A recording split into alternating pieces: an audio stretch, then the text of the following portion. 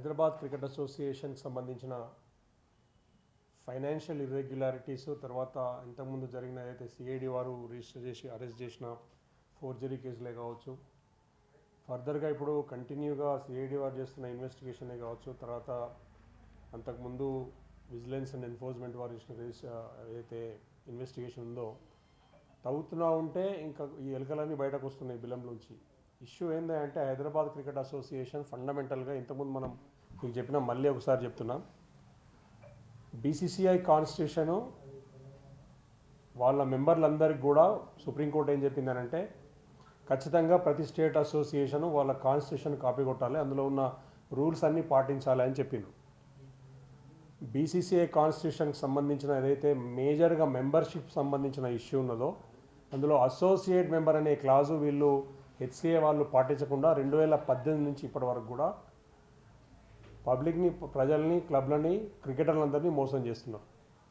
First of all constitution complaint కాదు కాబట్టి Hyderabad cricket association ఇమీడియట్గా రద్దు కావాలి, దాని గుర్తింపే రద్దు కావాలి. ఎందుకంటే మోసం చేసిండ్రు, మభ్యపెట్టిండ్రు, కోర్టులలో పిటిషన్లు వేసుకుంటూ, మాడిఫికేషన్ పిటిషన్లు వేసుకుంటూ, కొల్యూడెడ్ పిటిషన్లు వేసుకుంటూ, ఆపోజిట్ లాయర్లకు డబ్బులు ఇచ్చుకుంటా ఇప్పటిదాకా ఈ 6-7 సంవత్సరాల నుంచి కూడా టైంపాస్ చేసి బీసీసీఐ నుంచి వచ్చిన 100 కోట్ల రూపాయలు మాత్రం ఏ విధంగా కొట్టేస్తున్నారో ఇవాళ నా టన్ను ఇన్ఫర్మేషన్ ఎవిడెన్స్ ఉన్నది. ఇది నేను తయారు చేసింది కాదు, లేకపోతే నాకు ఎవరో ఇచ్చింది కాదు, ఇది మొత్తం హైదరాబాద్ క్రికెట్ అసోసియేషన్ సంబంధించిన వీళ్ళ ఆడిట్ రిపోర్టుల నుంచి చెప్తాను నేను.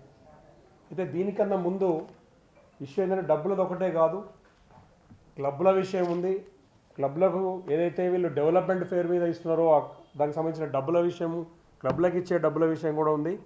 అయితే ఒక చిన్న క్లారిఫికేషను మీ అందరికీ మీ దృష్టికి తీసుకురావాలి కాబట్టి, ఇంతకుముందు నేను మా అధ్యక్షుడు లక్ష్మీనారాయణ గారు కూర్చొని మాట్లాడినప్పుడు హైదరాబాద్ క్రికెట్ అసోసియేషన్ను గత ప్రభుత్వం గుత్తాధిపత్యం వహించి విపరీతమైన ఫైనాన్షియల్ కంట్రోలు, తర్వాత విపరీతమైన పవర్ కంట్రోల్ చేసి హైదరాబాద్ క్రికెట్ అసోసియేషన్ తప్పుదారిలో నడవడానికి మూల కారణము ఇంతకుముందున్న సీఎం కుమార్తె కవిత, తర్వాత ఆయన కుమారుడు IT minister, urban development minister KTR అని చెప్పినాం. దానికి ఏ విధంగా మాకు సంబంధం లేదు అని వాళ్ళ బామ్మర్ది రాజ్ పాకాల, ఆయన పేరు రాజేంద్ర ప్రసాద్ పాకాల అని నాకు ఒక నోటీస్ పంపించండి, నాకు లక్ష్మణ్ గారి పేరు మీద నోటీస్ పంపించండి, మీకు చూపిస్తా. ఆ తర్వాత ఏం జరిగిందో చూపిస్తా. ఇక్కడ to the president Endal Lakshminarayana and general secretary Dharam Guruvareddy అని చెప్పి ఆయన ఈమెయిల్, ఏదైతే ఈమెయిల్ నుంచి నాకు పంపించిండో 22 జూలై నాడు ఏమంటాడంటే, నేను 2019లో ఐపీఎల్ సీజన్ ఒకటే నాకు సంబంధము, నాకు కానీ కేటీఆర్ కానీ దీనిలో సంబంధం లేదు, అనవసరంగా నా పేరులో తీసుకురావద్దు, లేకుంటే లీగల్ యాక్షన్ తీసుకుంటానని నోటీస్ పంపించిండు. దానికి రెస్పాన్స్గా, ఎందుకంటే అప్పుడు మా నాన్నగారు చనిపోయిండు కాబట్టి నేను 2-3 రోజుల తర్వాత చూసి ఆయనకు ఒక ఈమెయిల్ ఏం చేసిన అంటే, అయ్యా మా ఫాదర్ చనిపోయింది కాబట్టి నేను దీనికి డీటెయిల్గా తర్వాత నేను మీకు రెస్పాన్స్ ఇస్తా, నిన్ను ఏదో నీ ఇమేజ్ పర్సనల్గా ఖరాబ్ చేసే ఉద్దేశం మాకు లేదు, ఉన్న వాస్తవాలు మేము మాట్లాడతాం అని చెప్పి నాకు ఈమెయిల్ రాస్తే ఆ ఈమెయిల్ బౌన్స్ అయింది. నాకు ఏదైతే నోటీస్ పంపించిండో ఆ నోటీస్కి రిప్లై ఇస్తే ఈమెయిల్ బౌన్స్ అయింది. ఆయనకి ఎక్కడి నుంచి మరి సమాధానం చెప్పాలని కాబట్టి మీ ద్వారా చెప్తున్నా. 2 విషయాలు ఏంటంటే ఇందులో మొట్టమొదటిది, ఇక్కడ 2015-16 సంవత్సరానికి సంబంధించి కేటీఆర్కి ఏ విధంగా సంబంధం ఉన్నది, ఇందులో క్విట్ ప్రో కో అనేది ఏ విధంగా ఇంప్లిమెంట్ అయిందనేది ఆధారాలతోటి నేను మీకు చూపిస్తాను. 2014లో ఇక్కడ ప్రభుత్వం వచ్చింది, ఆయన మంత్రి అయిండు. 2015-16 సంబంధించిన ఫైనాన్షియల్ ఇయర్ ఆడిట్ రిపోర్ట్లో హర్షదేవ్ ప్రెసిడెంట్గా ఉన్నప్పుడు ఇక్కడ అప్పటి హర్షదేవ్ ప్రెసిడెంట్గా ఉన్నప్పటి ప్రెసిడెంట్ రిపోర్ట్లో రాసిన అంశం మీకు చదివిపిస్తా. ఇట్ హ్యాస్ బీన్ నామినేటెడ్, ఇక్కడ ఏంటంటే I'm happy to inform that the undersigned has been nominated as a member of the BCCI marketing subcommittee. Mr. K.T. Ramarao, Honorable Minister, as member of the BCCI Information Technology and Data Management Subcommittee.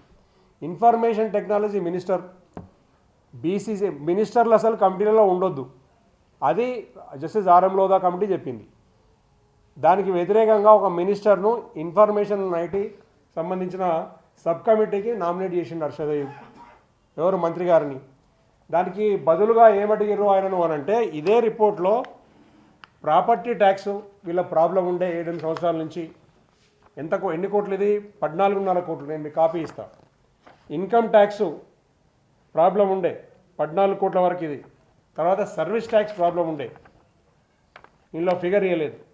ఈ 3 ట్యాక్స్ల విషయంలో exemption గురించి మంత్రి గారితోటి అప్పుడున్న కేటీఆర్ తోటి సాయం తీసుకొని వీళ్ళు ఇన్స్టాల్మెంట్లో డబ్బులు కడతామని చెప్పి ఒక వెసులుబాటు తీసుకున్నారు. ఏంది, ప్రాపర్టీ ట్యాక్సు 14.5 కోట్లు ఎగ్గొట్టి, అంటే ఎగ్గొట్టడం అంటే ఒకటేసారి కట్టకుండా డబ్బులు లేవని చెప్పి సంవత్సరానికి 25 లక్షలు కడతామనే వెసులుబాటు మంత్రి ప్రోద్బలంతో తీసుకున్నారు. ఆయన state minister, income tax payment ఇప్పటివరకు కూడా 25 లక్షలు సంవత్సరానికి కడుతున్నాం వాళ్ళ లెక్కల్లో రాస్తున్నారు. 14 కోట్లు ఇంట్రెస్ట్ ఎంత అవుతుందో మీరు క్యాలిక్యులేట్ చేయాలి. 25 లక్షలు ఎన్ని సంవత్సరాలు కడతారు, ఆ ప్రాపర్టీ ట్యాక్స్ ఎప్పుడు తీరుతుంది, ఐలాక్ సంబంధించింది. ఇన్కమ్ ట్యాక్స్ 15 కోట్లు ఎప్పుడు తీరుతుంది, డిమాండ్ 14 కోట్లు కొత్తగా రేజ్ చేస్తే కూడా వాళ్ళు. అట్లనే సర్వీస్ ట్యాక్స్, ఇంకా విశాఖ ఇండస్ట్రీకి సంబంధించిన డిస్ప్యూట్ ఉన్నది. వీళ్ళకు పేబుల్స్కి సంబంధించిన పంచాయతీలలో అప్పుడు మంత్రి గారి సహాయం తీసుకొని వీళ్ళు క్విట్ ప్రోకో పద్ధతిలో ఈయనకు ఐటీ బోర్డులో బీసీసీఐ బోర్డులో పెట్టుకున్నారు. బీసీసీఐ బోర్డులో పెట్టిన తర్వాత బెనిఫిట్ ఏంటంటే ఈ వచ్చే డబ్బులు, బీసీసీఐ వచ్చే డబ్బులు కానీ ఐపీఎల్ టికెట్లే కానీ వీటికి సంబంధించింది eventsnow.com, ఇది నేను చెప్పాలి, ఆయన రాజ్ పాకాల వాళ్ళ బామ్మరిదే, ఆయన రాసిన ఉత్తరంలో ఏమన్నారంటే, ఇగో నేను 2019లో eventsnow.com which I have been professionally associated were engaged exclusively for the 2019 IPL season. It was formal agreement అయింది. Since the close of 2019 there has been no further association directly or indirectly అని అన్నాడు. నాకు కానీ సంబంధం లేదు. ఇక్కడ brother in-law అని రాసిండ్రు, నాకు అవమానమైంది అన్నాడు ఆయన. ఆయన బ్రదర్ ఇన్లా అయినా ఎవరైనా కానీ ఆయన బంధువు కాబట్టి ఆయన బంధుత్వాన్ని అడ్డం పెట్టుకొని, అంటే కేటీఆర్ తన బంధుత్వాన్ని అడ్డం పెట్టుకొని తన మనుషులకు ఇప్పించుకోవాలి కాబట్టి ఇప్పించుకున్నాడు, ఈయన తీసుకున్నాడు. నా బావ మినిస్టర్ కాబట్టి, నా బావ కమిటీలో ఉన్నాడు కాబట్టి నాకు కాన్ఫ్లిక్ట్ ఆఫ్ ఇంట్రెస్ట్ అవుతుంది, నేను బిడ్డింగ్ అయ్యానని eventsnow.com ఎందుకని లేదు, టికెట్లు ఎందుకు అమ్మిండ్రు.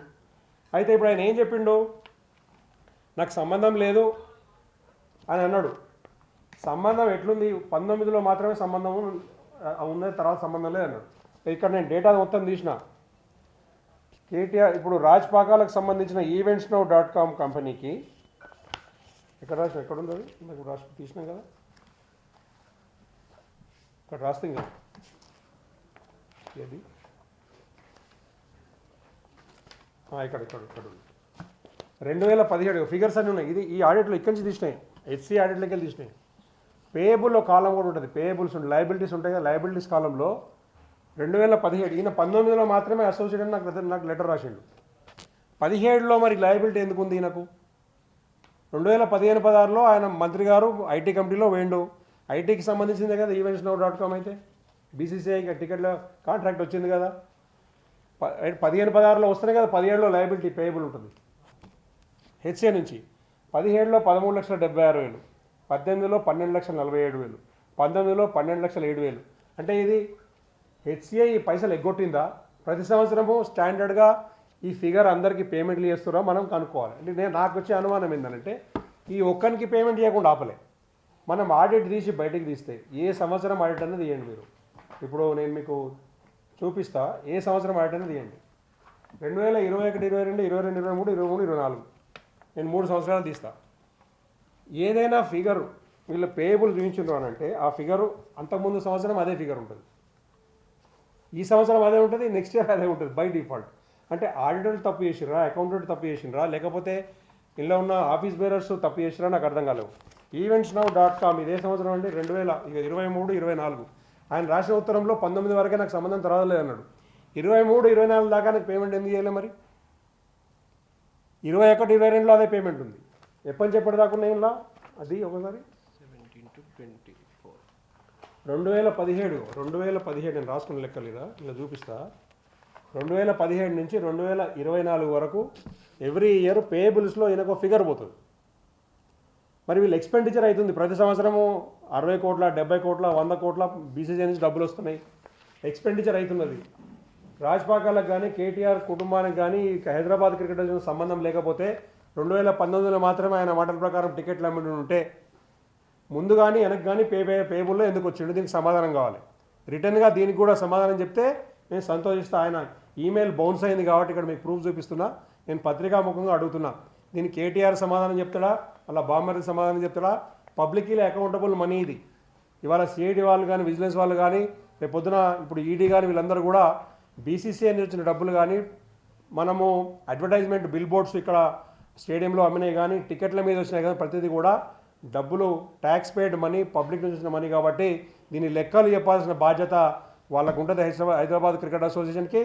దీనికి అసోసియేట్ అయ్యి హైదరాబాద్ క్రికెట్ అసోసియేషన్ మనం తప్పుపడుతూ వాళ్ళు చేస్తున్న తప్పులు మాట్లాడుతుంటే మధ్యలో అయినా తగునమ్మా వచ్చి నా పేరు ఎందుకు తీస్తున్నావు, నీ పేరు బరాబర్ తీస్తాం, ఎందుకే తీస్తాం, నువ్వు మాజీ మంత్రి బామర్ది కాబట్టే నువ్వు సంపాదించినావు అని చెప్తాం. ఆయన ఐటీ కమిటీలో పెట్టుకొని ఇన్కమ్ ట్యాక్స్ ఎగ్గొట్టడానికి, ప్రాపర్టీ ట్యాక్స్లు ఎగ్గొట్టడానికి, మీరు సర్వీస్ ట్యాక్స్లు ఎగ్గొట్టడానికి, గవర్నమెంట్ను మోసం చేయడానికి, ఆ ప్రభుత్వంలో ఉన్న పెద్దలను వాడుకునడానికి ఇంతకన్నా నిదర్శనం ఇంకేం లేదు. మీ బామర్దికి బంధువులకు ఎట్లయితే వాడుకున్నాడో ఆ తర్వాత దీనిలో రుచి చూసిరు కాబట్టే తన మనిషిని ప్రెసిడెంట్ చేయాలని నిర్ణయం చేసుకొని దొంగచాటున ఏ విధంగా ప్రెసిడెంట్ చేసిండు జగన్మోహన్ రావును. ఆ తర్వాత మనకు మొన్న ఈ మధ్య జరిగిన పరిణామాల్లో మనం ప్రూవ్ చేసినాం. నేను మళ్ళీ కూడా దాంట్లో ఏ విధంగా ఇంతకుముందు కూడా ఒక అలిగేషన్ వచ్చింది, గవర్నమెంట్ అఫీషియల్స్ని వాడుకొని గవర్నమెంట్ అఫీషియల్స్ మీద ప్రెజర్ పెట్టి ఇన్స్టిట్యూషన్ సంబంధించిన గవర్నమెంట్ అంటే స్టేట్ అండ్ సెంట్రల్ గవర్నమెంట్ సంబంధించిన ఇన్స్టిట్యూషన్ సంబంధించిన ఏదైతే ఓట్స్ ఉండనో అవన్నీ కూడా ప్రెజర్ పెట్టి జగన్మోహన్ రావుకు వాళ్ళ ప్యానెల్కు వేయించిందనడానికి నిదర్శనం నేను ఇప్పుడు మీకు 2 నిమిషాలు చెప్తా. దానికన్నా ముందు మీకు ఒక విషయం చెప్తా. ఏం చేస్తారు వీళ్ళు డబ్బులు అని అంటే, క్లబ్బులకు డెవలప్మెంట్కు ప్రతి సంవత్సరం 6,10,00,000 తీస్తున్నారు. ఏది ప్రైవేటు ఇన్స్టిట్యూషన్స్ అన్నీ కలిపి ప్రతి సంవత్సరము బీసీసీఐ ఇచ్చిన డబ్బులే కావచ్చు, టికెట్లతో వచ్చిన డబ్బులే కావచ్చు, ఇంటర్నేషనల్ మ్యాచ్లో హోస్టింగ్ ఫీజే కావచ్చు, స్టేడియంలో వచ్చే అడ్వర్టైజ్మెంట్లే కావచ్చు, వీటన్నిటి మీద కలిపి ఎక్స్పెండిచర్లో ప్రతి సంవత్సరం స్టాండర్డ్గా 6,10,00,000 219 క్లబ్లు ఉన్నప్పుడు అదే ఫిగరు, 217 క్లబ్లు ఉన్నప్పుడు ఫిగర్ మారది, 173 క్లబ్లు ఉన్నప్పుడు ఫిగర్ మారదు. ఇది 6,10,00,000 రూపాయలు ప్రతి సంవత్సరం క్లబ్లకు డెవలప్మెంట్కి ఇస్తున్నారు.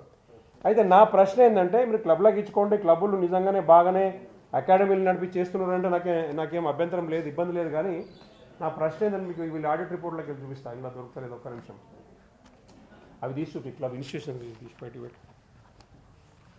ఇక్కడ ఈ పేమెంట్లు జరిపి నేను చూపిస్తాను మీకు, నేను హైలైట్ చేసిన ఉన్నాయా? ఓకే. ఇక్కడ అందరికేమో ఇక్కడ ఫిగర్ ఉంటుంది ప్రతి సంవత్సరం, ఈ సేమ్ కాపీ పేస్ట్ 22ది 23ది మళ్ళీ 23, 24 ఇందులో ఉంటుంది, చూపిస్తా. ఫిగర్ సేమ్ ఉంటుంది, ఇందులో తీసి పెట్టు. 22లో ఎంత ఇచ్చిండ్రో 1,50,000 ఇచ్చిన వానికి 23లో 1,50,000 ఇచ్చారు, 24 1,50,000 ఇచ్చారు, అంతకుముందు 21లో 1,50,000 ఇచ్చారు. ఇలా లెక్క రాశారు. టోటల్ కింద 6,10,00,000. అయితే ఇంట్లో నేను చూసేది ఏంటంటే, 2-3 మీకు ఇన్స్టిట్యూషన్స్ ఎవరికైతే టీములు లేవు లేదా సెంట్రల్ గవర్నమెంట్ వాళ్ళకు క్లబ్ డెవలప్మెంట్ ఫండ్ ఇవ్వాల్సిన అవసరం ఏంది. సెంట్రల్ గవర్నమెంట్ కానీ స్టేట్ గవర్నమెంట్ ఇన్స్టిట్యూషన్స్కు వాళ్ళు ఉద్యోగాలు ఇస్తారని చెప్పి మెంబర్షిప్ ఇచ్చిండ్రు. క్రికెటింగ్ ఉద్యోగాలు ఇవ్వడం ఆపేసి మనం ఇంతకుముందు మాట్లాడుకున్నాం, 1995, 96లో ఆపేసారు. ఆ తర్వాత రిక్రూట్మెంట్ జరగాలి. క్లబ్ నువ్వు ఏం ఎలగబెడుతురు వీళ్ళని చెప్పి వాళ్లకు క్లబ్ డెవలప్మెంట్ ఫండ్ కింద కస్టమ్స్ అండ్ సెంట్రల్ ఎక్సైజ్కు 9 లక్షల రూపాయలు ప్రతి సంవత్సరం పోతుంది. కమర్షియల్ ట్యాక్సెస్ వానికి ట్యాక్స్ కొడతారు, కానీ క్లబ్ డెవలప్మెంట్కి 6 లక్షలు ఇస్తారు, అలా మనిషి దోస్తు ఇక్కడ కాబట్టి. అయిపోయిందా? తర్వాత ఏపీసీఓబి ఏపీ కోఆపరేటివ్ బ్యాంక్ 14 లక్షలు. దీనికి టీమే సక్కకూడదు, అందరు ముసలోళ్ళు ఆడతారు, ఆ టీంలో మ్యాచ్లే ఆడరు, వాక్ ఓవర్లు ఉంటాయి ఎప్పటికీ. ప్రతి సంవత్సరం 14 లక్షలు. నువ్వు ఒక బ్యాంకు కోఆపరేటివ్ బ్యాంక్ సంబంధించిన ఇన్స్టిట్యూషన్కి ప్రతి సంవత్సరం 14 లక్షల రూపాయలు డెవలప్మెంట్కి ఇస్తే వాళ్ళు ఏం చేస్తున్నారు? అకౌంట్స్ అడిగారు ఎప్పుడన్నా? యూటిలిటీ సర్టిఫికేట్లు తీసుకున్నారా? పోనీ మీకు వచ్చిన డబ్బులకు యూటిలిటీ సర్టిఫికేట్లు బీసీఐకి అప్పచెప్పిరా? మీకు చెప్పిన ఆడిటర్, ఇదే ఆడిట్ రిపోర్ట్లో ఆడిటర్లు ఏం చెప్పినారంటే, వీళ్ళు యూటిలిటీ సర్టిఫికేట్లు సరిగ్గా ప్రొడ్యూస్ చేస్తలేరు, ఈ ఆడిట్తో మేము సమ్మతం లేని ఇదే రిపోర్ట్లో ఉంటుంది. ఇదే రిపోర్టు ఈ మెంబర్లందరూ, ఈ డబ్బులు తీసుకున్న మెంబర్లందరూ ఇల్లున్నది, ఇప్పుడు నేను హైలైట్ చేసిన అన్ని కూడా ఇన్స్టిట్యూషన్ సంబంధించినవి. ఈ డబ్బులు తీసుకున్న వాళ్ళందరూ గుడ్డిగా ఓటేస్తారు, డబ్బులు తీసుకుని అకౌంట్స్ పాస్ అంటారు. ఒక 100 కోట్లు వచ్చినాయండి, 100 కోట్లు వస్తే డబ్బులు ఎక్కడ పోయి అడిగే తెలివి ఉండాలి కదా వీళ్ళకు. పిల్లలు ఆడుకోవడానికో, పిల్లల టాలెంట్ డెవలప్మెంట్ కోసమో, అకాడమీలు రన్ చేయడానికో, కోచ్లు పెట్టుకోనికి శాలరీలు ఇవ్వడానికో, క్లబ్ డెవలప్మెంట్ ఇదే కదా. ఓ మెటీరియల్ కొనియడానికో, పిల్లలకు కిట్లు కొనియడానికో వాడుకోవాలి. కానీ సెంట్రల్ గవర్నమెంట్ ఇన్స్టిట్యూషన్ సంబంధించిన వాటికి నువ్వు 14 లక్షలు 12 లక్షలు, కొన్నిటికైతే టీంలే లేవు. నీకు నల్గొండ క్రికెట్ అసోసియేషన్ ఓటరే కాదు, నల్గొండ క్రికెట్ అసోసియేషన్ గత 10 సంవత్సరాల నుంచి ప్రతి సంవత్సరం 19 లక్షలు ఇస్తున్నారు, రాసుకోండి. ఇక్కడ నీకు ఓటరే కావాలంటే 19 లక్షలు ఎందుకు ఇచ్చినావు? ఇక్కడ చూడండి, 19,50,000 నల్గొండ డిస్ట్రిక్ట్ క్రికెట్ అసోసియేషన్. నా దగ్గర షీట్ ఉంది, ప్రతి సంవత్సరం ఏ జిల్లాకి ఎంత ఇచ్చినా రాసినారు. 10 సంవత్సరాలు సేమ్ ఫిగర్. వాడు క్రికెట్ ఆడినప్పుడు అంతే ఫిగరు, ఆడినప్పుడు అంతే ఫిగరు, ఓటు ఉన్నప్పుడు అంతే ఫిగరు, ఓటు లేనప్పుడు అంతే ఫిగరు. ఆడ అకాడమీ ఉండదు, కోచ్ ఉండడు, ఎవడు ఉండడు. నేను నిన్న ఖమ్మం పోయినా, లాస్ట్ వీక్ వరంగల్ పోయినా, అక్కడ అడిగిన లోకల్గా వారు మీ ప్రెస్ మిత్రులు అక్కడ వాళ్ళకు మీ ఫ్రెండ్స్ అక్కడ మాట్లాడుతుంటే చెప్పిండ్రు, సార్ ఇక్కడ వాడు బాల్ బాయ్ని కోచ్ చేసిండు ఖమ్మంలో, కానీ వాడికి డబ్బులు పంపిస్తాడు ఎవ్రీ ఇయర్, లెక్కలు రాస్తారు. నీకు సర్టిఫైడ్ కోచే లేడు, నీకు అకాడమీ లేదు.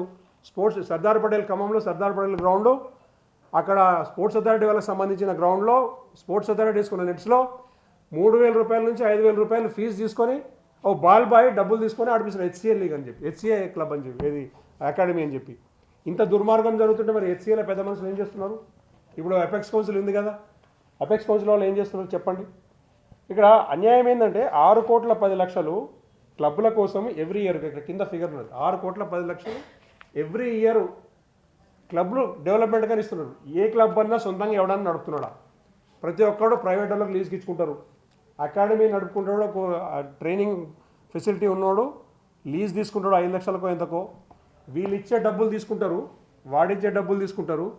అలా ఆ లీగ్ ఆడే పిల్లలు ఎవరైనా పర్ఫార్మెన్స్ చేసి మాకు సెలక్షన్ కావాలని వస్తే మళ్ళీ సెలక్షన్ కోసం డబ్బులు అడుగుతారు. ఇది హైదరాబాద్ క్రికెట్ అసోసియేషన్ చరిత్ర. 100 కోట్ల రూపాయలు పైనుంచి వస్తుంటే అడ్మినిస్ట్రేటివ్ ఎక్స్పెన్సెస్ అండి, అడ్మినిస్ట్రేటివ్ ఎక్స్పెన్సెస్ 12 కోట్లట. నువ్వు శాలరీస్ ఇస్తేవి ఇలా చూపిస్తూ ఉంటాయి.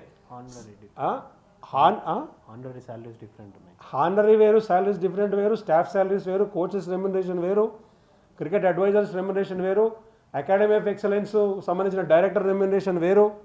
నువ్వు బిల్స్ వేరే లెక్కలేసినావు, ట్యాక్స్ వేరే లెక్కలేసినావు, కరెంట్ బిల్ వేరే లెక్కలేసినావు, మెయింటెనెన్స్ లెక్కలు వేరే ఉన్నాయి. మరి నీకు అడ్మినిస్ట్రేటివ్ ఎక్స్పెన్సెస్ 12 కోట్ల, ₹1 కోటి అడ్మినిస్ట్రేటివ్ ఎక్స్పెన్సెస్ ఒక నెలకు ఎట్లయితాయి? ఏం ఎక్స్పెన్సెస్ ఉంటాయి? దీనికి అకౌంటబిలిటీ లేకపోతే ఎట్లా?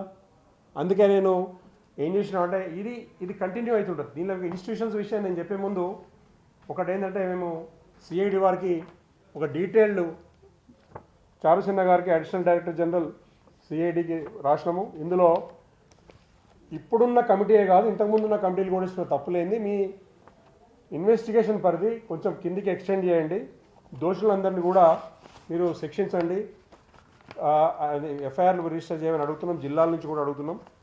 అయితే ఇందులో ముఖ్యంగా ఏంటంటే, నేను కొన్ని బ్రీఫ్గా చెప్తా.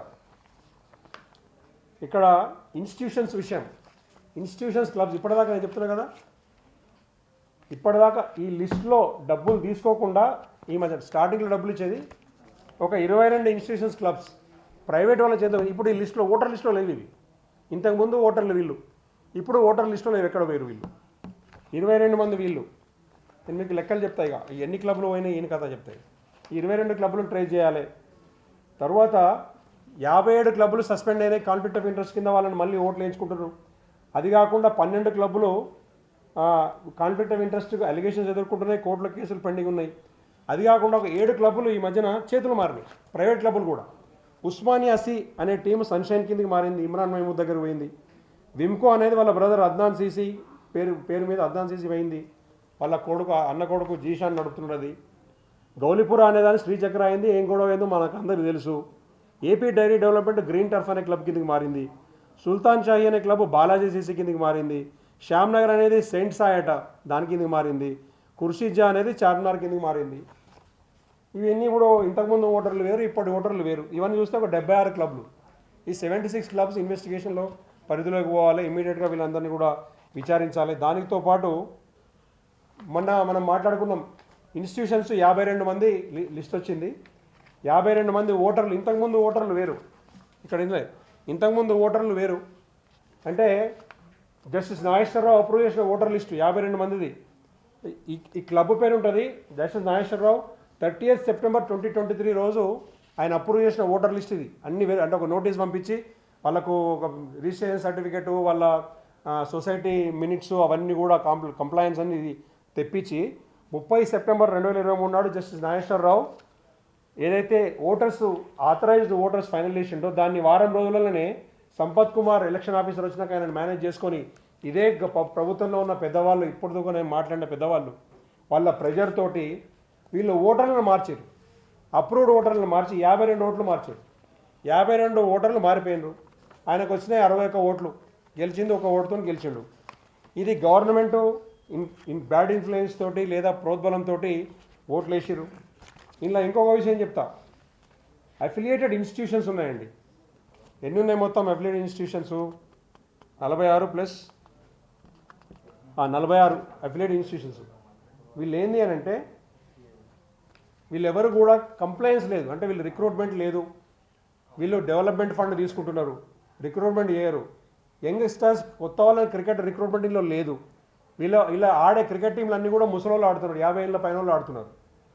వీళ్ళకి ఎందుకు డబ్బులు ఇవ్వాలి, వీళ్ళు ఇన్స్టిట్యూషన్ ఎందుకు అవసరము? నేను ఇప్పుడు ఇంతకుముందు మొదట్లో చెప్పిన బీసీసీఐ కాన్స్టిట్యూషన్లో మెంబర్షిప్ రూల్స్ను డివైడ్ చేసి అందులో ఉన్న అసోసియేట్ మెంబర్ అనే క్లాజ్ని వీళ్ళు తీసుకోకుండా, అడాప్ట్ చేసుకోకుండా అంటే ఇన్స్టిట్యూషన్స్ అన్నీ కూడా బీసీసీఐ నామ ప్రకారం రైల్వే బోర్డు, సర్వీసెస్, యూనివర్సిటీస్ అన్నీ కూడా వాళ్ళు నాన్ ఓటర్ కింద ఉండాలి. ఇది ఇన్స్టిట్యూషన్స్ అన్నీ కూడా నాన్ ఓటర్ కింద పెట్టాల్సి వస్తే వీళ్ళకి వచ్చే ప్రయోజనం పోతుందని చెప్పి వీళ్ళ పేరు మీద డబ్బులు రాసుకొని, ఎందుకంటే ప్రతి సంవత్సరాలు ఆఫీసర్లు మారుతుంటారు, వీళ్ళ ఉన్న రిప్రజెంటేటివ్ మారుతుంటాడు, లెక్కలు మాత్రం వీళ్ళు రాసుకుంటారు వీళ్ళ పేరు మీద. ఏమాత్రం ప్రయోజనం లేకుండా నాన్ ఓటింగ్ మెంబర్ కింద, అసోసియేట్ మెంబర్ కింద ఉండవలసిన వాళ్ళను హెచ్సిఏ కాన్స్టిట్యూషన్లో అసోసియేట్ మెంబర్ అనే పదం తీసిపడేసి వీళ్ళని ఓటింగ్ ఫుల్ మెంబర్ల కింద పెట్టి ఈ 52 మందికి ఎవ్రీ ఇయర్ డబ్బులు ఇస్తున్నారు.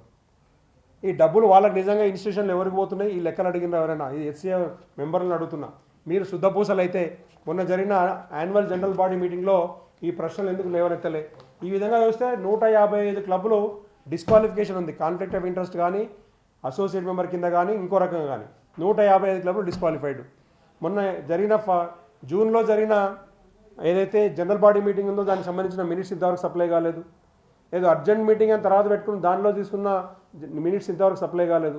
మళ్ళీ ఇప్పుడు స్పెషల్ జనరల్ బాడీ మీటింగ్ పెట్టుకుని ఏదో కాన్స్టిట్యూషన్ మారుస్తాను పోతున్నారు. అసలు మీకు ఎలిజిబిలిటీ ఉందా? మీకు అసలు ఇప్పుడున్న అపెక్స్ కౌన్సిల్కి కోరం ఉన్నదా? ఇప్పుడున్న ఇద్దరు యాక్టింగ్ ప్రెసిడెంట్, సెక్రటరీ మిగిలిన వాళ్ళు కూడా వాళ్ళ మీద కూడా కాన్ఫ్లిక్ట్ ఆఫ్ ఇంట్రెస్ట్ అలిగేషన్స్ ఉన్నాయి, కేసులు పైన కంప్లైంట్లు పోయినాయి. దీని మీద మరి సభ్యులు మీరు నిజంగా శుద్ధపూసలు అయితే హెచ్సిఏ సభ్యులు మీరు ఎందుకు ఇంతవరకు దాని మీద స్పందిస్తలేరు? హైదరాబాద్ క్రికెట్ అసోసియేషన్లో ఉన్న 220 మందిలో 155 మంది డిస్క్వాలిఫైడ్. ఇంకా అసోసియేషను ఏదైతే ఖర్చు పెడుతుందో అడ్మినిస్ట్రేటివ్ ఎక్స్పెన్సెస్ కానీ, లీగ్ ఎక్స్పెన్సెస్ కానీ, క్లబ్లకు ఇచ్చే ఎక్స్పెన్సెస్ కానీ, ప్రతి దాంట్లో కూడా ఏం అవకతవకలు జరుగుతున్నాయి, ఏం తప్పులు జరుగుతున్నాయని మేము సిఐడి వారికి అడిషనల్గా ఇన్వెస్టిగేషన్ టేకప్ చేయాలని చెప్పి కింద ఎక్స్టెండెడ్ పరిధి తీసుకొని వాళ్ళందరినీ కూడా విచారించాలని చెప్పి సిఐడి వారిని కోరుతూ వీళ్ళకి రిప్రజెంటేషన్ ఇస్తున్నాం. మీకు డీటెయిల్డ్ రిప్రజెంటేషను సిఐడి వారికి సబ్మిట్ చేస్తున్నాం. ఫిజికల్గా సిఐడికి రిప్రజెంటేషన్ ఇది విత్ ఆల్ ప్రూఫ్స్ అండ్ ఎనెక్జర్స్ వీళ్ళకి సిఐడికి సబ్మిట్ చేస్తున్నాం. ఎందుకంటే ఎట్టి పరిస్థితుల్లో కూడా మనకు హైదరాబాద్ క్రికెట్ అసోసియేషన్ కంటిన్యూ కావడానికి వీల్లేదు. వీళ్ళ మెంబర్షిప్ రద్దు చేయాలి. వీళ్ళు 2018 నుంచి ఈ రోజు వరకు కూడా తెలంగాణ ప్రజల్ని మోసం చేస్తూ, తెలంగాణ క్రికెటర్లను మోసం చేస్తూ 2 సార్లు బీసీసీఐ చెప్పింది, 2 సార్లు బాంబే హైకోర్టు చెప్పింది, ఒకసారి సుప్రీంకోర్టు చెప్పింది. 5 ఆర్డర్లను పక్కకు పెట్టి తెలంగాణ పిల్లల్ని అఫిలియేట్ కాకుండా, రికగ్నైజ్ చేయకుండా మోసం చేస్తూ వస్తున్నారు. మా డిమాండ్, తెలంగాణ క్రికెట్ అసోసియేషన్ తరఫున డిమాండ్ ఏంటంటే హైదరాబాద్ క్రికెట్ అసోసియేషను 155 మంది డిస్క్వాలిఫైడ్ ఉన్నారు కాబట్టి ఎట్టి పరిస్థితుల్లో కూడా ఇది ముందుకు పోవడానికి లేదు, వీళ్ళు మీటింగ్లు పెట్టుకోవడానికి లేదు. ఇది గవర్నమెంట్ని నేను అభ్యర్థిస్తున్నాం, ఈ సొసైటీని ఇమీడియట్గా రద్దు చేయండి. మీకు గవర్నమెంట్కి ఈ సొసైటీని రద్దు చేసే అధికారం ఉంది. వీళ్ళు అవకతవకలను బేస్ చేసుకుని రద్దు చేయండి. మేము బీసీసీఐ కూడా లెటర్ రాసినాము, బీసీసీఐకి ఆల్రెడీ రిప్రజెంటేషన్ ఇచ్చినాము. ఎట్టి పరిస్థితుల్లో కూడా ఇమీడియట్గా బీసీసీఐ ఆధ్వర్యంలో ఒక కమిటీ ఏర్పాటు చేయాలి. ఒక రిటైర్డ్ జడ్జు, తర్వాత హైకోర్టు కానీ సుప్రీంకోర్టు జడ్జు, తర్వాత బీసీసీఐ రిప్రజెంటేటివ్, తర్వాత ఒక టీసీసీఐ రిప్రజెంటేటివ్ తోటి ఒక 3 మెన్ కమిటీ ఈ రీస్ట్రక్చరింగ్ ప్రాసెస్ రిఫార్మ్స్కి పెట్టి ఈ అసోసియేషన్ మెంబర్షిప్ని హెచ్సిఏని రద్దు చేసి కొత్తగా స్టేట్ లెవెల్ బాడీ నిర్మించాలని కోరుతున్నాం. ఇది ఆడిటింగ్ 2024-2025 తర్వాత అది ఇంకొక ఇంపార్టెంట్ పాయింట్ ఏంటంటే వీళ్ళు June 29 రోజు ఏదైతే ఇప్పుడున్న అపెక్స్ బాడీ, అప్పుడు జగన్మోహన్ రావు వాళ్ళందరూ అరెస్ట్ కాకముందు జనరల్ బాడీ మీటింగ్ పెట్టుకున్నారో దాంట్లో చాలా ఇంపార్టెంట్ చూడండి. ఆ రోజు జనరల్ బాడీ మీటింగ్లో వీళ్ళు అప్రూవల్కి పెట్టిన రిపోర్టు 2023-24 ఆడిట్. ఇది 22-23 audit as it is copy కొట్టిరు. మొత్తం ఆధారాలు ఉన్నాయి. వచ్చే ఇన్కమ్ మారుతుంది కానీ ఎక్స్పెండిచర్ కాన్స్టెంట్గా ఉంటుంది. మీరు మిగతా డబ్బులు ఎక్కడ పోతున్నాయో తెలియదు. అది ఎక్స్పెండిచరు అయినా కాకపోయినా వాళ్ళ పేర్లు రాస్తారు కాపీ పేస్ట్. జూన్ 2025లో ఏదైతే రిపోర్ట్ సబ్మిట్ అయిందో మీకు జూన్ 2025లో రిపోర్ట్ సబ్మిట్ అయింది. ఇక్కడ ఈ సర్క్యులేట్ అయింది జూన్ 2 నాడు. ఈ 2025లో హైదరాబాద్ క్రికెట్ అసోసియేషన్ సంబంధించిన ఆడిట్ రివ్యూకి పోయినప్పుడు దాంట్లో 24-25 సంవత్సరానికి సంబంధించిన లెక్కలు ఉండాలి. కానీ వీళ్ళు పెట్టింది 23-24 సంబంధించిన లెక్కలు. 23-24 సంవత్సరంది 25 జూన్లో మీటింగ్ పెట్టుకొని అప్రూవ్ చేస్తారు. దాంట్లో ఏముంటుందంటే అంతకుముందు సంవత్సరంది ఈ సంవత్సరం రెండు కాపీ పేస్ట్ సేమ్ ఫిగర్స్ ఉంటాయి. ఏ కాలం ఏ ఎంట్రీ అయినా తీసుకోండి, డిట్టో అని ఉంటాయి. ఆడిటర్ చెప్పింది ఇందులో రాసిండి. ఈ రిపోర్ట్ మీకు కాపీ సప్లై చేస్తా. ప్రతిదీ ఈ ఆడిటర్ రాసిన రిపోర్ట్లో ఎన్ని తప్పుల తడకలు ఉన్నాయి, ఇలా కంప్లైన్స్ లేదు, ఇందులో ట్యాక్సెస్ సరిగ్గా కట్టలేదు, వీళ్ళు ఎంట్రీస్ తప్పు ఉన్నాయి, లయబిలిటీస్కు ఎంట్రీలు తప్పు రాసిండ్రు, తర్వాత పేమెంట్లు జరిగిన వాటికి ఓచర్లు లేవు, వీళ్ళు క్లెయిమ్ చేసిన వాడు. కానీ వాళ్ళ ఆడిటర్ రాసిన రిపోర్ట్ అట్లనే ఇందులో ప్రింట్ అయింది, ఇదే ముంగట పెట్టిర్రు, సభ్యులకు సప్లై అయింది, వీళ్ళు అకౌంట్స్ని పాస్ చేశారు. ఇంత అన్యాయం జరుగుతుంది, ఇంత బ్లండర్ మిస్టేక్ దొంగతనం జరుగుతూ ఉంటే ఈ అసోసియేషన్ పబ్లిక్ మనీ కొట్టేస్తుంటే వీళ్ళని ఇమీడియట్గా రద్దు చేయాలని, ఇది వాళ్ళకి లీజ్ క్యాన్సిల్ చేసి స్టేడియం లీజ్ క్యాన్సిల్ చేయాలి, వాళ్ళ రిజిస్ట్రేషన్ రద్దు చేయాలి హైదరాబాద్ క్రికెట్ అసోసియేషన్. ఇంకొక చివరిగా ఒక అంశం మిత్రులారా, సందట్లో సడేమియా. ఇప్పుడు ఎట్లాగో పోయిన గవర్నమెంట్ ఉన్నప్పుడున్న టీంలందరూ జైలుకు పోతున్నారు, వాళ్ళు అరెస్ట్ అవుతున్నారు. ఇప్పుడు కొంతమంది పెద్దలు, కొంతమంది డబ్బులున్న వాళ్ళు, కార్పొరేట్ సంబంధించిన వాళ్ళు, కొంతమంది ఇప్పుడు ఎంపీలు ఎమ్మెల్యేలు ఎలక్ట్ అయిన వాళ్ళు కూడా హైదరాబాద్ క్రికెట్ అసోసియేషన్లో మెంబర్లు అయ్యే ప్రయత్నం చేస్తున్నారని తెలిసింది. కొన్ని క్లబ్బులు మార్చి ఇప్పుడు మేము గుత్తాధిపత్యం చేసుకోవాలని అని అనుకుంటున్నా తెలిసింది. ఇప్పుడు టీసీఏ తరఫున నాకు రిక్వెస్ట్, ఒక సలహా, సూచన కూడా ఏంటంటే బీసీసీఐ కాన్స్టిట్యూషన్ ప్రకారము కొన్ని రూల్స్కు లోబడి హైదరాబాద్ క్రికెట్ అసోసియేషన్ గుర్తింపు ఉండాలన్నా వద్దా అనేది నిర్ణయం జరగాలి.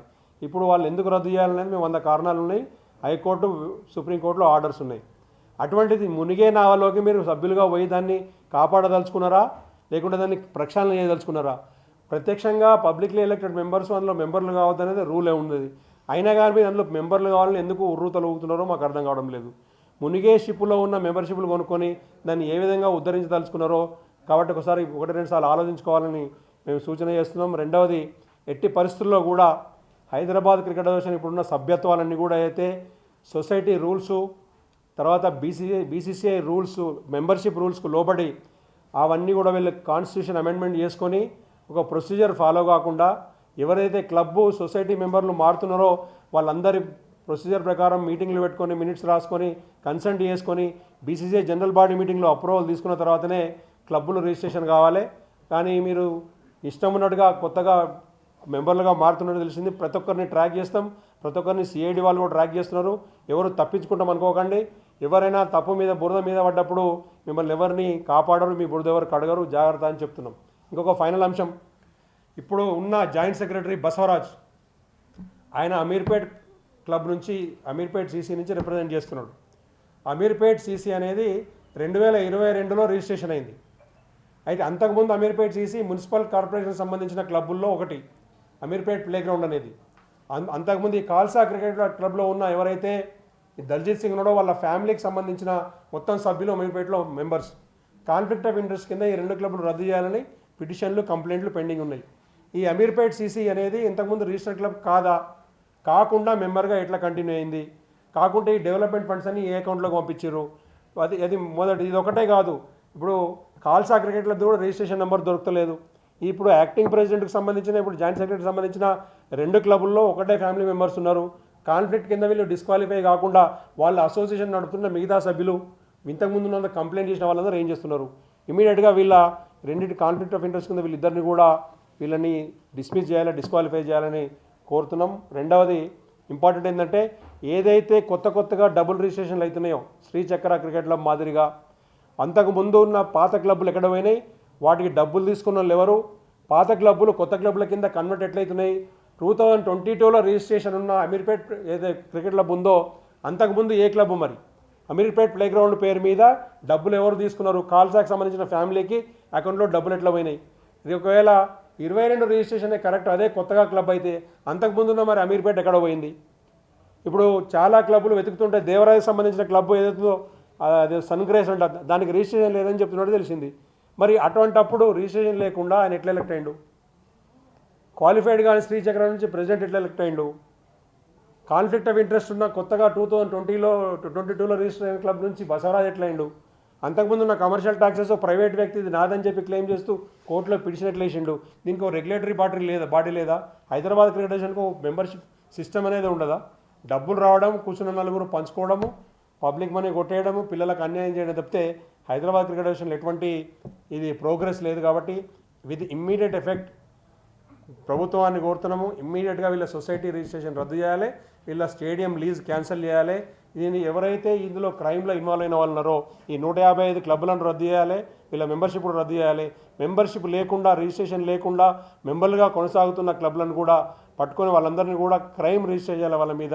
హెచ్సిఏకి సంబంధించిన ఆఫీస్ బేర్లు ఎవరెవరైతే ఈ తప్పుల తడకకు సపోర్ట్ చేసుకుంటూ వచ్చిరో వాళ్ళ వెనక ఉన్న అంతకుముందు ప్రభుత్వంలో పెద్దలందరూ కూడా దీనికి చేయాలి, ఇది క్వశ్చన్ చేయాలని. తర్వాత సంపత్ కుమార్ ఎవరైతే తప్పుడు ఎలక్షన్ చేసిండో ఆయన్ని ఖచ్చితంగా నోటీసులు ఇచ్చి పిలిపించి ఆయనతో ప్రభుత్వం వారు స్టేట్మెంట్ రికార్డ్ చేయాలని సిఐడి వారిని కూడా కోరుతున్నాం. ఇంతటితో ఈనాటి ఈ ఇష్యూ తోటి 3 అంశాలు మనకు మిత్రులారా బయటపడదు. ఒకటి, majority of the 2/3 of the majority is disqualified. Institution క్లబ్ల ఎవరు కూడా ప్రోగ్రెసివ్గా పనిచేస్తలేరు, వాళ్ళ మెంబర్షిప్ కేటగిరీ తప్పు, వాళ్ళకి ఇచ్చే డబ్బులు కూడా అనవసరంగా ఇస్తున్నారు, ఆ డబ్బులన్నీ మిస్యూజ్ అవుతున్నాయి, పబ్లిక్ డబ్బులు. 3, ప్రైవేట్ క్లబ్బులు ప్రొసీజర్ లేకుండా వ్యక్తుల చేతులు మారుతున్నాయి, అది కూడా వాళ్ళు మానిటరింగ్ చేయాలి, కంట్రోల్ చేయాలి. ఇంకొక అంశం, ముఖ్యమైన అంశం ఏంటంటే ఇన్స్టిట్యూషన్స్ ప్రైవేట్ క్లబ్ల కింద మారిన వాటి మీద ట్రాక్ నడుస్తున్నది. గవర్నమెంట్ ప్రాపర్టీ ఏదైతే దొంగతనంగా వేరే వాళ్ళు సొంతంగా చేసుకొని వాటిని చెలామణి చేస్తున్నారో వాళ్ళందరి మీద కూడా కేసులు బుక్ చేయాలని సిఐడి వారిని కోరుతున్నాం. ధన్యవాదాలు. మీటింగ్ అయినప్పుడు ఎస్సీఐ నుంచి అన్ని క్లబ్లకు 3 లక్షలు అకౌంట్లో ఇచ్చారంట. మళ్ళీ మీటింగ్ అయిపోయిన తెల్లారే మళ్ళీ రిటర్న్ తీసేసుకున్నారంట. అది సాధ్యమేనా? అసలు చెక్ లేకుండా కెనరా బ్యాంక్ నుండి 3 లక్షలు డబ్బులు వేసేసి మళ్ళీ రిటర్న్ తీసుకోవడం, అది ఏం జరిగి ఉంటుందంటే, నాకున్న అంచనా, నాకు తెలిసిన అంశం ఏంటంటే వీళ్ళు ఆదరాబాదరాగా మీటింగ్ కోసము చెక్కులు ఇచ్చేసి మీటింగ్లో ఓట్లు వేయించుకున్నారు, వీళ్ళకి ఫేవర్గా మ్యాండేటు తీసుకున్న తర్వాత బ్యాంక్ వాడు ప్రాసెస్ చేయాలంటే ప్రొసీజర్ ఉంటుంది. బ్యాంక్ వాళ్ళు ఆ చెక్కులన్నీ కూడా రిజెక్ట్ చేసి ఉంటారని అనుకుంటున్నాను. ఎందుకంటే ఆథరైజ్ సిగ్నేటరీ లేదని కంప్లైంట్ ఇచ్చినాము, కోర్టు నుంచి కూడా ఆర్డర్ ఉన్న అకౌంట్స్ ఫ్రీజ్ చేయాలని. రకరకాల కారణాల మూలంగా బ్యాంకు దాన్ని ప్రాసెస్ చేయాలి, సిగ్నేచర్ టాలీ కాకపోవడము ఒకటి నెంబర్ 1. 2, ఆథరైజ్ సిగ్నేటరీలు ఎవరు లేరు, దాని మీద కంప్లైంట్ ఉన్నది. అకౌంట్లు నేను అదే అంటున్నా. ఇప్పుడు క్వశ్చన్ ఏంటంటే రిజిస్టర్డ్ క్లబ్ కావడము ఒకటి, రిజిస్టర్డ్ క్లబ్కు ప్రాపర్గా వీళ్ళు డబ్బులు ఇస్తున్నారా, రిజిస్టర్డ్ లేని క్లబ్లకు ఎట్లు ఇస్తున్నారు, క్లబ్లు పేర్లు మారిన వారికి ఎట్లు ఇస్తున్నారు, ఇన్స్టిట్యూషన్స్ ప్రైవేట్ కింద మారిన వాటికి డబ్బులు ఎట్లు ఇస్తున్నారు, ఇన్స్టిట్యూషన్కి రిప్రజెంటేటివ్ ఎవరి అకౌంట్లకు డబ్బులు ఇస్తున్నారు, ఇవన్నీ కూడా క్వశ్చన్ మార్క్స్. అందుకని క్లబ్ల పేరు మీద సంవత్సరానికి 6,10,00,000 రూపాయలు అయితే స్టాండర్డ్ తీస్తున్నారో ఈ 10 సంవత్సరాల నుంచి 60 కోట్లు అవుతాయి కదా. ఈ 60 కోట్లు 50 కోట్ల రూపాయలు ఎంతైతే అంత వాటి మీద ఇన్వెస్టిగేషన్ చేయాలి కదా డబ్బులు ఒకటి. రెండోది, బ్యాంకులకు కూడా ఆథరైజేషన్ లేకుండా బ్యాంకులు ట్రాన్సాక్షన్ చేయకూడదు. ఈ కమిటీ ఎలక్ట్ అయిన తర్వాత, ఈ కమిటీ ఎలక్షనే తప్పు, ఎలక్షన్ అయిన తర్వాత వీళ్ళు జనరల్ బాడీ మీటింగ్ పెట్టుకొని ఆథరైజ్ సిగ్నేటరీస్ని వాళ్ళు అప్రూవల్ చేయించుకోవాలి. జనరల్ బాడీ మీటింగ్లో ఆథరైజ్ సిగ్నేటరీస్ ఎవరనేది డిక్లేర్ కాలేదు. పోనీ అపెక్స్ కౌన్సిల్లో అయిందంటే అపెక్స్ కౌన్సిల్లో మీటింగ్ పెట్టుకొని ఆథరైజ్ సిగ్నేటరీస్ ఎవరు కావాలని ఆడిటర్తో మాట్లాడి ఫైనల్ చేస్తాం, లేకపోతే లాయర్తో మాట్లాడి ఫైనల్ చేస్తామని ఆయన ఒక మీటింగ్లో పెట్టిన మినిట్స్ ఇంతకుముందు ప్రెస్ వాళ్ళకి ఇచ్చిన. ఇప్పుడు ఆ తర్వాత ఆథరైజ్ సిగ్నేటరీస్ ఎవరు అనేది ఎవరు డిక్లేర్ చేసిండ్రు, దాని మ్యాండేట్ ఏంది, మినిట్స్ రికార్డ్ అయినాయా, దానికి ఎవరు ఆథరైజ్ సిగ్నేటరీ అనేది ఈ రోజు వరకు కూడా ఆథరైజ్ సిగ్నేటరీస్ ప్రొసీజర్ ప్రకారం అప్రూవల్ లేదు, సంతకాలు పెట్టి. అందుకని ఇప్పుడు కూడా ఇవాళ ముగ్గురు ఎవరైతే జైల్లో ఉన్నారో వాళ్ళందరూ కూడా దానికి ప్రెసిడెంట్, సెక్రటరీ, తర్వాత ఇప్పుడు ట్రెజరర్ కూడా బాధ్యుడే, దానికి CEO బాధ్యుడే, అందులో ఆఫీస్లో ఉన్న అకౌంటెంట్స్ కూడా బాధ్యులే, ఎవరైతే అకౌంట్ ఉంటారో స్టాఫ్స్ కూడా. కాబట్టి ఇది ఫైనాన్షియల్ మిస్అప్రాపరేషన్ అది ఒక పాయింట్.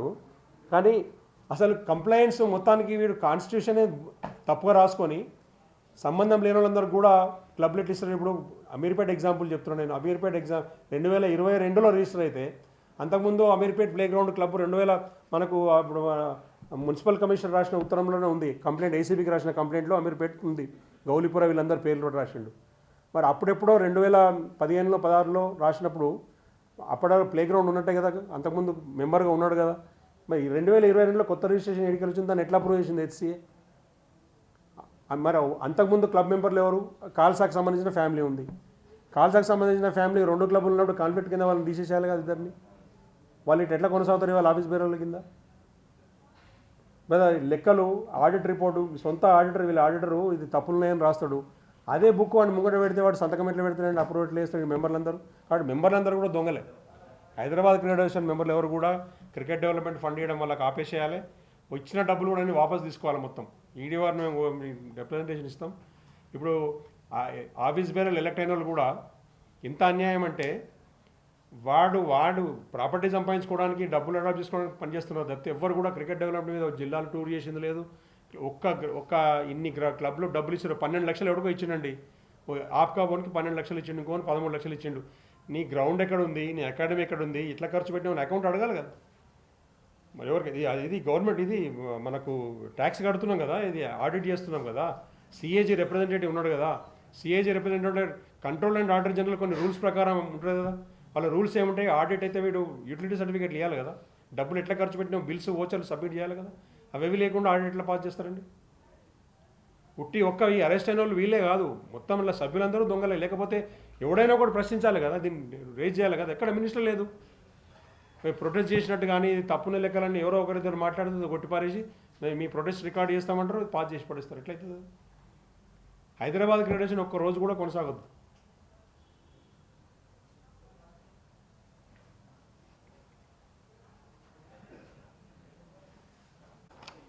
19 తర్వాతనా మొత్తం ఇది 19 వరకు 38 lakhs, 19 తర్వాత ఇప్పుడు 60 లక్షలు, 99 lakhs టోటల్. ఇది ఇట్లా నేను ఏమంటానంటే ఇది ఫిగర్స్ పక్క పెట్టండి, సిస్టమ్ ఏంది అనేది. వాడంత బాధతో నాకు ఉత్తరం రాస్తాడు, నాకు సంబంధం లేదని. మరి సంబంధం వీళ్ళ పేరెందుకు వస్తుంది మనకి? పోనీ మనకి లయబిలిటీ ఉంది, ఒకటే ఫిగర్ లయబిలిటీ ఉంది అనుకోండి, 12 లక్షలు 5 ఏళ్ళ నుంచి కట్టలే, నీకు 300 కోట్లు అయితే వచ్చినాయి కదా, వాడిని ఎందుకు కట్టలే? మరి నాకు సంబంధం లేదు, అసలు నాకు వ్యవహారం జరగలేని వాడంటే వీడేమో మన పేరు రాసి లెక్కలు రాస్తుంటున్నాడు. డబ్బులు ఎవరు తీసుకుంటున్నాడు? మరి ఎంత అన్యాయం. బ్యాంకులకు సంబంధించిన ఇన్స్టిట్యూషన్స్కి, సెంట్రల్ గవర్నమెంట్ ఇన్స్టిట్యూషన్ బీడీఎల్కు, వీళ్ళకి ఇన్కమ్ ట్యాక్స్ వాళ్ళకు, కస్టమ్స్ వాళ్ళకు, కమర్షియల్ ట్యాక్స్ వాళ్ళకు డెవలప్మెంట్ ఫండ్ వీళ్ళు ఇచ్చినది నాకు అర్థం కాదు. అదేంది మళ్ళీ అందరికీ ప్రైవేట్ క్లబ్లకు 1,50,000 రూపాయలే. ప్రైవేట్ క్లబ్లకి 1,50,000 10 సంవత్సరాలు 1,50,000 ఇస్తారు వాళ్ళు ఇచ్చేటోళ్ళు. ఒకటే ఇగో మీకు చూపిస్తాను నేను, ఎంత దుర్మార్గం చూడండి.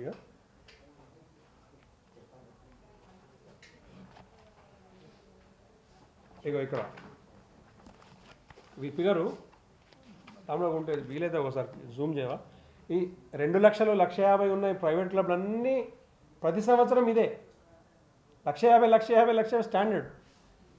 మధ్యలో నేను ఎల్లోతోటి ఏదైతే మార్కేషన్ అవి ఇన్స్టిట్యూషన్ క్లబ్లు అందరికీ కూడా 10 లక్షలు, 9 లక్షలు, 12 లక్షలు, 13 లక్షలు ఇస్తున్నారు. ప్రైవేట్ క్లబ్ బోర్డుకి డెవలప్మెంట్కి డబ్బులు అవసరం లేదు, ఇన్స్టిట్యూషన్ డబ్బులు అవసరమా? ఇన్స్టిట్యూషన్ మళ్ళీ రిక్రూట్మెంట్ బంద్ చేసింది. ముసలి ఆడతారు క్రికెట్, మ్యాచ్లని వాక్ ఓవర్ తీసుకుంటారు, డబ్బులు ఎటుపోతున్నాయి మరి? ఇది ఎక్కడ న్యాయం? ఒక సంవత్సరం కాదు, ఎవ్రీ ఇయర్ 10 years నుంచి అదే పని. వాడు స్టాండర్డ్ ఇందులో రాసిండు మినిస్టరు, ఈ 6,10,00,000 రూపాయలు క్లబ్ డెవలప్మెంట్ మేము ఇవ్వలేదని 2018లో మేము ఇవ్వలేదు, ఇది ఆగున్నది, దీనికి అప్రూవల్ కావాలని పెట్టుకుంటాడు. 6,10,00,000 రూపాయలు మరి ఏం డెవలప్ చేసినట్టు?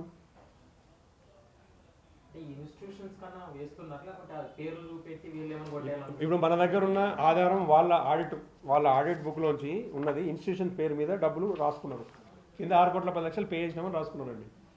ఈ డబ్బులు ఎటువైనా ఇప్పుడు ఇన్వెస్టిగేషన్ సిఐడి వాళ్ళు చెప్తారు, ఇప్పుడు వాళ్ళు కూడా తెలుస్తున్నది కదా. నేను అనేది మన కామన్ సెన్స్ క్వశ్చన్ ఏంటంటే ఇక్కడ చాలా మరి విచిత్రమైన ఇది మీకు ఒకటి చెప్తా, ఇది చూడండి, ఇంకా చాలా గమ్మతుంటుంది. నాకు ఇది తీసిగో ఐడియల్ రిక్రియేషన్ క్లబ్ అండి, ఐడియల్ రిక్రియేషన్ క్లబ్ వాళ్ళు ఏం టీం నదులు 8,99,150 రూపాయలు, 8,99,150 రూపాయలు ప్రతి సంవత్సరం అంతా ఇస్తున్నారు. ఇదేం ఫిగర్ ఎందుకు ఇస్తున్నట్టు? ఇన్వాయిస్ ఉందా లేకుంటే ఏమో? 8,90,000 వానికి అంటిస్తారా? మీద ఒకటి ఉంది హైదరాబాద్ వ్యాండరర్స్ క్లబ్ 1,50,000 ఇస్తారు, హైదరాబాద్ యూనియన్ క్లబ్ 1,00,000 రూపాయలు. అచ్చా ఇంకోటి ఉంది, మా ఓయూ తోటి ఉంది, నేను ఉస్మాన్ యూనివర్సిటీ పాత స్టూడెంట్ చెప్తాను మీకు. ఎల్ఐసి క్లబ్ 14 లక్షలు, ఎల్ఐసి క్లబ్కు 14 లక్షలు. ఎందుకు ఎల్ఐసి క్లబ్ అంటే వాళ్ళు ఇన్సూరెన్స్ ఎవరికైనా కడుతున్నారా లేకుంటే నాకు అర్థం, వాళ్ళు ఇన్సూరెన్స్ కూడా కడుతున్నారా? పేమెంట్ సపరేట్ ఉందన్న, ఇన్సూరెన్స్ పేమెంట్ సపరేట్ అది రికార్డ్స్లో ఉంది. ఇగో OU club, Osmania university medical club వేరే, ఉస్మానియా యూనివర్సిటీ 3 క్లబ్లు వేరే, అలాగే కొటేషన్ క్లబ్ వేరే. OU club 12,54,668 85. ఈ ఫిగర్ ప్రతి సంవత్సరం ఇదే కంటిన్యూ అవుతుంది. ఎందుకు ఎట్లా డిసైడ్, ఈ ఫిగర్ ఎట్లా డిసైడ్ అయింది? ఏ విధంగా అంటే దానికి ఏమన్నా వాళ్ళు ఆ గ్రౌండ్ వాడుకొని దానికి రెంట్ కడుతుండ్రా, లేకపోతే ఇది ట్యాక్స్ ఫ్రీయా? నాకు అర్థమైంది ఈ ఫిగర్ ఎట్లా ప్రతి సంవత్సరం ఎందుకు కంటిన్యూ చేస్తున్నారు? ఎవడన్నా రివ్యూ చేసిండా దీన్ని? ఇంకొకటి మీకు చూపిస్తా. ఎస్బీహెచ్ క్లబ్ బ్యాంకు 6 లక్షలు, ఎస్బీఐకి 6 లక్షలు, కానీ రైల్వేస్కి 3 లక్షలు ఇస్తారు. సికింద్రాబాద్ క్రికెట్ క్లబ్ 4 లక్షలు, సికింద్రాబాద్ యూనియన్ 1,50,000. యూనిఫామిటీ ఉంది ఎక్కడైనా? ఇవన్నీ క్లబ్సే కదా, ఇవన్నీ క్లబ్సే. ఒకటి దానికి కూడా యూనిఫామిటీ ఉండాలి కదా. అంటే ఓన్లీ గ్రౌండ్ ఉంది, గ్రౌండ్ మెయింటెనెన్స్కి డబ్బులు ఇస్తున్నా, శాలరీస్ ఇస్తున్నా, మరి రాయాలి కదా. ఇన్స్టిట్యూషన్కి గ్రౌండ్స్ ఉన్నాయి అనుకుందాం, మరి గ్రౌండ్స్కి ఇక్కడ గ్రౌండ్లో రెంట్ల మీద కోట్ల రూపాయలు ఉంది, లీగల్ కండక్ట్ చేసినందుకు 6 కోట్ల రూపాయలు. దేన్ని అంటే 4 కోట్ల రూపాయలు ఉంటే రెంట్లే. నువ్వు 4 కోట్ల రూపాయలు ప్రైవేట్ వాళ్ళ రెంట్ తీసుకున్నప్పుడు నువ్వు వాడిచ్చే క్లబ్లన్నీ ఎన్ని గ్రౌండ్లు సొంతం లేవు. ఇన్స్టిట్యూషన్ ఎన్ఎఫ్సి క్లబ్ ఉంది ఎగ్జాంపుల్, 8,50,000 రాశారు వాళ్ళకు, వాళ్ళ గ్రౌండ్ వాడుతున్నాను అనుకుందాం, మంచిది. మరి ఏ క్లబ్ లేని ఎల్ఐసి ఓన్కి, ఏ క్లబ్ లేని బీడీఎల్కి పైసలు ఎందుకు ఇస్తున్నావు గ్రౌండ్ లేని వాళ్ళకు?